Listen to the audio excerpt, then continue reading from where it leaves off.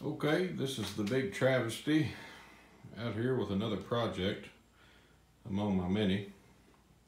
It's my Craftsman LT3000 lawn tractor.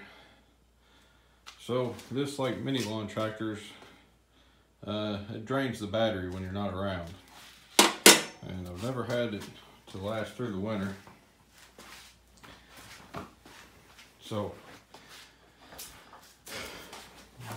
I found a way for about $5 and 30 minutes of your time to solve this problem. So got this nice battery cutoff with a key.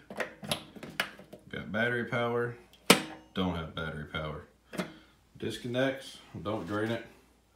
The thing was $5 on eBay.